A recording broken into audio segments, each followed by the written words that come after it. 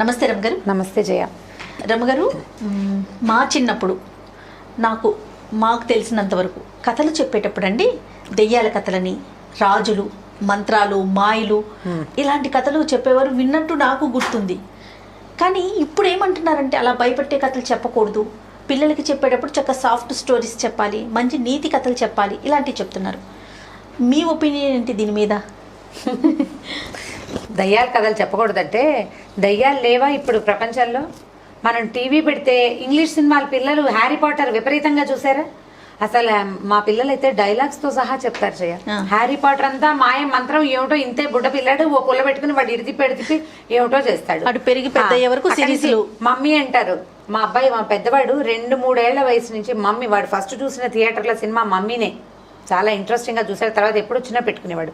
Jumanji లాంటివి చూస్తున్నారు. Jumanji cinema కూడా 4-5 ఏళ్ల పిల్లలు చూసేస్తారు. జుమాంజీలో ఎన్నున్నాయి అవన్నీ మనం చూపించేస్తున్నాం కదా. మనం దయ్యాలు లేవు, భూతాలు లేవు, దేవుడు లేడు, ఇంకేదో లేదు, మనం లేదని చెప్తాం. నువ్వు ఏ సినిమా పెట్టినా అదే చూపిస్తారు, అవునా కాదా?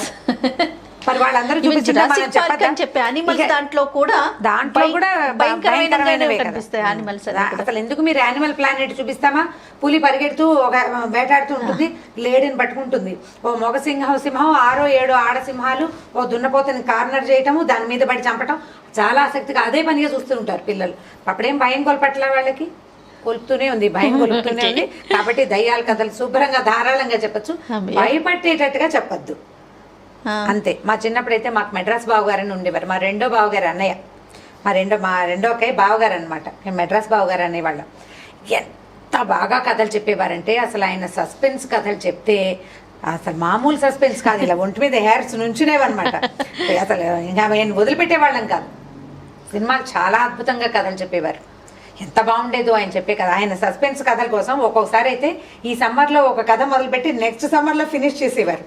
ఆయన వెళ్ళిపోయేవారు, మేము చచ్చిపోయేవాళ్ళం. ఆ కథ ఏమై ఉంటుంది, అదా ఇదా అని. ఇప్పుడు మేము కట్టప్ప బాహుబలిని ఎందుకు చంపే టైపులో మా చిన్నప్పుడు ఉండేది. అట్లా వచ్చేసాం. అసలు బావగారు వస్తారా రారా నెక్స్ట్ ఇయర్ అని చాలా ఈగర్గా వెయిట్ చేసి ఇక ఆయన కోసం ఎన్ని పనులు చేసేసేవాళ్ళమో. తొందరగా లేవాలంటే తొందరగా లేచేసి, స్నానాలు చేసేస్తే చేసేసి, ఉన్న గుంపంతా బ్రహ్మాండంగా చెప్పారు. మాకంటే బావగారు పిల్లలందరికీ పెద్ద నాన్న అలా అవుతారు కదా, రెడీగా కూర్చునేవాళ్ళం. ఇప్పుడు నాకు అప్పటికి 9-8 ఏళ్ళు ఉన్నాయనుకో, నాకంటే బుడ్డ పిల్లలు బోల్డ్ మంది ఉన్నారు ఇంట్లో, పెద్దాళ్ళు ఉన్నారు, చిటి పిల్లలు కూడా ఉన్నారు. అందరూ వినేవారు. 3-4 ఏళ్ళప్పటి నుంచి అందరూ వాళ్ళ నర్వులు తెచ్చుకుని చూస్తూ కూర్చుని వింటమేనమాట అనమాట. వినేవాళ్ళం. మాకేం భయాలేసేవి కాదు. మాదంతా పల్లెటూరు, మా ఇంటి ఎదురుకుండా చెరువు, ఏమీ భయాలేవు అసలు. మా ఊరికి వెళ్ళాలంటే తెలుసా, శ్మశానాన్ని దాటి వెళ్ళాలి ఊళ్ళోకి. అలాగే నడుచుకుంటూ పోయేవాళ్ళం. లైట్లు లేవు, పాడలేవు. ఇప్పుడు కూడా లేవనుకుంటా లైట్లు. మరి భయాలు ఏముంటాయి? మనం చెప్తుంటే భయం ఉండదు. భయం లేకుండా దయ్యాల కథలు చెప్పచ్చు. నా దగ్గర ఒక కథ ఉంది, నేను చెప్తాను. చెప్పండి రమ్మగారు. మీరు ఇప్పుడు ఇది స్టార్ట్. దయ్యం అంటే అదేదో విచిత్రమైన పదార్థం ఏం కాదు. మన చుట్టూతా గాల్లో మనకి కనపడనివి చాలా ఉంటాయి. వాటితోటి మనకేం ప్రాబ్లం లేదు. మనం వాటిని లాగి పీకి చేయకూడదు. వాటిని పోనిస్తే మన దారిని మనం ఉంటాం. ఇప్పుడు మనం ఉన్నాము, గాలి ఉందో లేదో మనకు కనపడుతుందా? ఎలా తెలుస్తుంది మనకి? స్పర్శ వల్ల అది గాలి తెలుస్తుంది, చల్లదనం తెలుస్తుంది, లేదా వేడిదనం తెలుస్తుంది. గాలి ఎలా తెలియదో అలాగే మన చుట్టూతా ఏముందో, మన ఇద్దరి మధ్యలో ఎవరైనా నుంచున్నారేమో కూడా మనకు తెలియదు. నుంచోవచ్చు, ఏం కాదు. దానివల్ల భయపడకూడదు అంతే. ఇప్పుడు మనం ఎలా ఉన్నామో మిగిలిన ప్రాణులు కూడా కెమెరామెన్లు వెనక్కి ముందుకి చూసుకుంటున్నారండి. వెతుకుంటున్నారు, ఏమైనా ఉన్నాయేమో వెతుకుతారు. మరి అంటే వెతకక్కర్లేదు, వాటిని ఉండనివ్వచ్చు. ఒక కథ చెప్తాను చూడండి. అంటే ఇప్పటిదాకా చాలా ఇంట్రెస్ట్ అనిపిస్తుంది. ఫస్ట్ కథే ఇది స్టార్ట్ చేయండి. మరి 4-5 ఏళ్ళ పిల్లలు కాకుండా ఒక 7-8 ఏళ్ల పిల్లలకి. అమ్మయ్య, నా కూతురు ఎలిజిబుల్. చెప్పండి రమ్మగారు. అయితే ఒక పల్లెటూరులో ఒక రైతు, ఒక కొడుకు, భార్యాభర్త కొడుకు ఉన్నారు. అతను రైతు, పిల్లవాడు కూడా ఒక 16-18 ఏళ్ళవాడు. కొంచెం ఇద్దరు దృఢంగా బలంగా ఉండేవాళ్ళు. పల్లెటూరు వాళ్ళు శుభ్రంగా తిని చక్కగా పని చేసుకుంటే బలంగానే ఉంటారు. అయితే వాళ్ళకి 2 ఎడ్లు ఉండేవాట. 2 ఎడ్లు ఉంటే ఈ 2 ఎడ్లలో ఒక ఎద్దు కాస్త పెద్దదైపోయి వృద్ధాప్యం వల్ల దేవుడి దగ్గరికి వెళ్ళిపోయింది. ఇంకో ఎద్దు కొనుక్కోవాలంటే ఏమనుకున్నారంటే, ఆ ఊళ్ళలో అప్పట్లో ఆదివారాలు సంతలు ఉండేవి. గొడ్ల సంతలు కూడా సండేసే. అయితే ఈ సంతకి వెళ్ళడానికి వాళ్ళ ఆవిడ ఏం చేస్తుందంటే 3 సజ్జపిండితోటి 3 రొట్టెలు ఒత్తి మూట కట్టి ఇచ్చింది. అప్పట్లో తిల్లేమిటి, మనలాగా ఇన్ని పిజ్జాలు బర్గర్లు ఉన్నాయేమిటి, సజ్జలో కొర్రలో ఏవో పెట్టి రొట్టెలు చేసుకునేవాళ్ళు. పెద్ద పెద్ద రొట్టెలు, సజ్జ రొట్టెలకి కొద్దిగా నూనె రాస్తే బాగుంటాయి. ట్రై చేయండి మీరు ఎవరైనా సజ్జపిండి వాడేటట్టయితే. నెక్స్ట్ వీడియోలో సజ్జపిండి రొట్టెలు చెప్తాను ఒక టాపిక్. ఓకే. అయితే ఈ సజ్జ రొట్టెలు 3 మూట కట్టింది.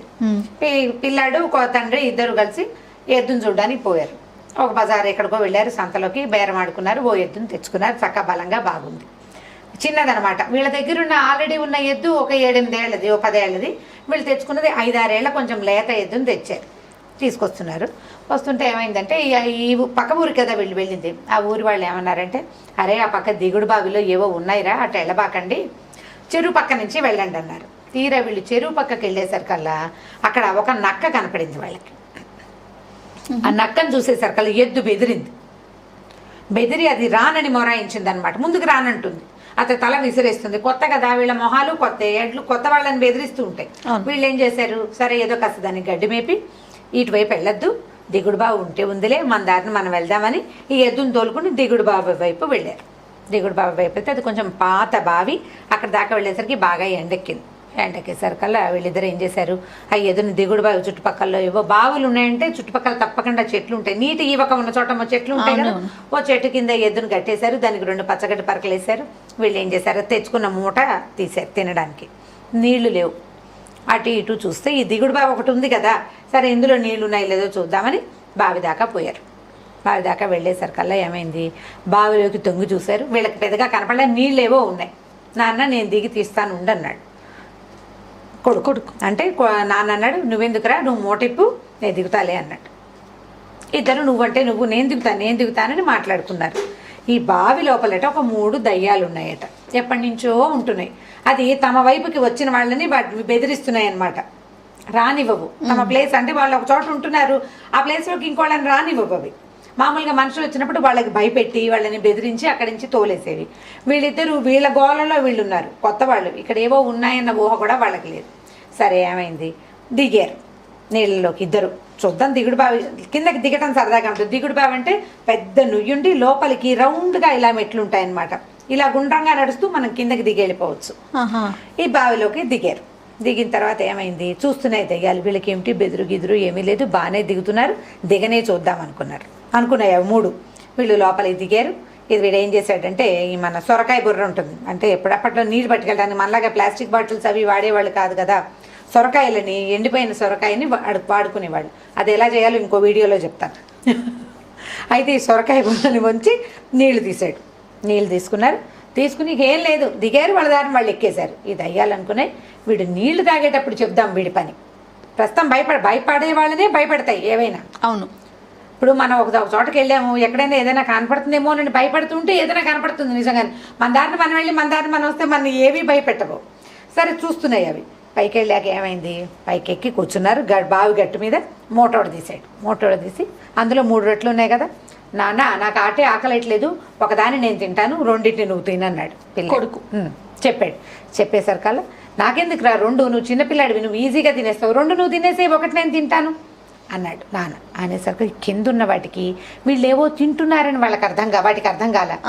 అమ్మ నాయనో, వీళ్ళకి భయం లేదు, భక్తి లేదు, సరికదా, 2 ఒకటి తింటాట, ఒకదాన్ని ఇంకోటి తింటాట. సత్యాన్ రా దేవుడా, వీళ్ళు కానీ తింటారో ఏమిటో మన్ని ఏం చేయటం చూస్తుంటే వీళ్ళు ఏం చేశారు, వాళ్ళిద్దరు రొట్టెలు చేతులు కదులుతున్నాయి. వీళ్ళు కింద నుంచి చూస్తున్నాయి, ఇవి 3 దిగుడు బావిలో ఉన్నాయి. కింద నుంచి చూస్తుంటే వాళ్ళ చేతులు కదలికలు వీటికి ఎలా కనపడుతున్నాయి అంటే, వాళ్ళిద్దరూ వాదించుకుంటున్నట్టే తెలుస్తుంది, కానీ ఈ రొట్టెలు తుంచుతున్నట్టుగా అర్థం కాలేదన్నమాట. ఈ రొట్టెలు నువ్వు కాదు నాన్న, నువ్వు తినమన్నా కదా నాన్న అని మాట్లాడుకుంటే వీళ్ళిద్దరూ వంతులేసుకుంటున్నారని ఆ 3 పరిగెత్తుకుంటూ పైకి వచ్చేసినాయి. బాబు మీ పుణ్యం ఉంటుంది, మమ్మల్ని తినకండి ఆయన అనేసరికల్లా వీళ్ళకి వెంటనే పిల్లాడు తెలివైన వాడు అనమాట. కాస్త వాడికి స్ట్రైక్ అయింది, ఇవేదో విచిత్రంగా చెప్తున్నాయని. ఎందుకు తినద్దు, మేము తినకపోతే మాకు పొట్టెట్లు అన్నట్టుంది, ఆకలిస్తుంది మాకు అన్నాడు. అనేసరికల్ కాదు బాబు, నువ్వు ఏ పని అడిగితే ఆ పని చేస్తాను రా నాయన, నీలాంటి వాళ్ళని మేము ఎక్కడా చూడలేదు, మీకు ఇంత ధైర్యం ఏమిటి, మీరు ఏం చేయమంటే అది చేస్తాం అనగానే నాన్న కొడుకు కన్నుకొట్టుకున్నారు ఒకళ్ళకొకళ్ళు. ఓహో ఇది బాగానే ఉంది, ఈ 3 దయ్యాలు ఉన్నాయి, బాగా పనిచేస్తాయని, సజ్జ రొట్టెలు తినేసి మంచినీళ్ళు తాగేసి ఎద్దును తోలుకు రండి అని ఆ 3టికి చెప్పాయి. ఇవేం చేస్తాయి, చచ్చినట్టు ఎద్దును తోలుకుని బయలుదేరినాయి. మధ్యదారిలో అక్కడ గడ్డి కోసుకురా, ఇక్కడ కర్ర తీసుకురా, అక్కడ మోపు తీసుకురా అని ఆ మూడిటి చేత నానా వస్తువులు మోయించుకొచ్చారు ఇంటికి. మోయించుకొచ్చి అక్కడి నుంచి ఎడ్లున్నాయి వీళ్ళ దగ్గర 2, దొడ్డి వాకిలి అంతా బాగు చేయాలి. వీళ్ళు వ్యవసాయ పనులు చేసుకుంటారు. వ్యవసాయం చేయాలంటే ఎన్ని పనులు, అవును, మొత్తం పనులన్నీ ఇప్పుడు ఇదివరకు 2 చేసేవాళ్ళు, ఇప్పుడు 5 చేస్తున్నారు. ముందు 2కి ఈజీగా ఉంది.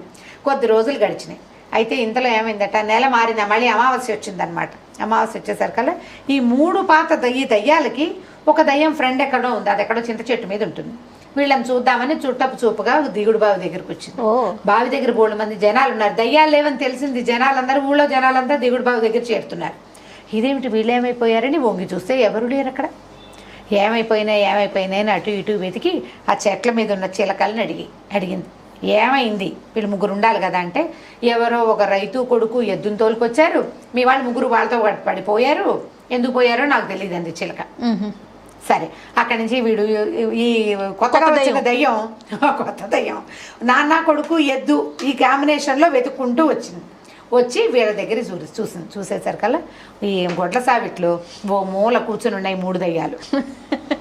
లోపల 2 ఎడ్లున్నాయి, ఓ 3-4 గేదెలు, దూడలు గేదెలు ఉన్నాయి. ఓ మూల కూర్చుంటే ఈ కొత్తది, ఇదేమిటి మీ తుంపదగా భయపెట్టాలి జనాల్ని, అది మానేసి వీళ్ళ దగ్గర కూర్చుని ఈ పని చేయటం ఏమిటి, ఈ గొడ్డ సావిట్లో కూర్చోటువంటి చక్క దిగుడు బావులో కింగుల్లాగా ఉండకుండా ఇక్కడికి వచ్చారు మీరు, నేను చెప్తాను ఉండండి మీ సంగతి అంటే, వాళ్ళు వలవలా ఏడ్చి మేమేం చేయము, ఇలా ఇరుక్కున్నాము, ఇలా వాళ్ళు తినేస్తామన్నారు, భయపడి ఇరుక్కున్నాము అంటే, నేనే వాళ్ళ సంగతి చెప్తాను, మీరు ధైర్యంగా ఉండండి, చూసుకోండి వీళ్ళ సంగతి చెప్తానన్నారు. సరే, వీళ్ళు 4 రెడీగా ఉన్నారు రైతు కొడుకు రావడం కోసం. ఇంతలో ఏమైంది, కొంచెం చీకటి పడుతుంది. రైతు కొడుకు ఇంటికి వచ్చేసారు. సాయంకాలం తినే పదార్థాలు ఇవ్వ చిన్న కరకరలు తిన్నాక, ఒరే అబ్బాయి, ఈ కొత్తది బాగా వాతం చేసిందిరా, దీని సంగతి చెప్తాను నేను, నువ్వు కర్ర కాల్చి పట్టుకురా అని చెప్పాడు.